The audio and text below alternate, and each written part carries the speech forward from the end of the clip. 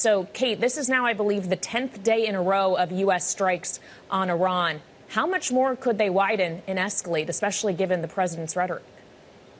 That's right. It's right now a big open question. So, as you mentioned, just in the past hour, the U.S. has launched a new round of strikes on Iran. This is the 10th consecutive night, and it comes after 3 U.S. service members were killed over the weekend.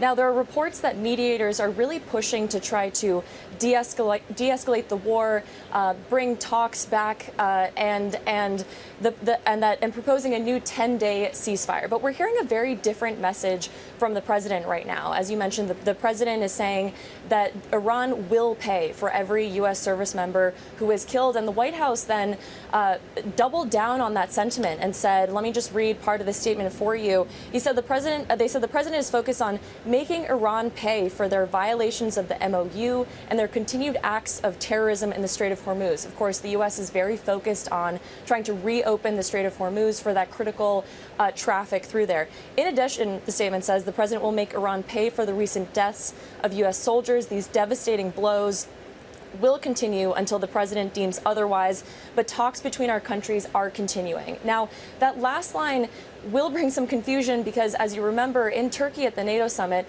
the president basically said talks with Iran were a waste of time. He did not say that he had any faith in that diplomatic process.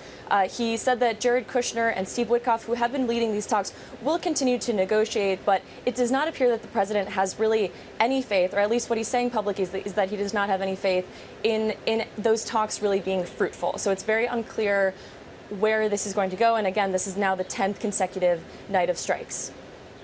Yeah. Kate, you mentioned the 3 American service members who lost their lives in the service to their country. The president is now going to be returning to Dover. According to the press secretary, Caroline Leavitt, the dignified transfer will take place tomorrow evening. This, of course, will not be his first experience going there.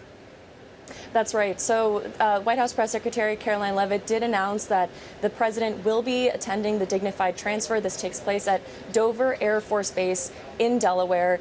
As you mentioned, Joe, this is not the first time the president has attended one of these dignified transfers since the war in Iran has begun. The death toll of U.S. service members is now up to 17. And of course, many more have been injured throughout this war.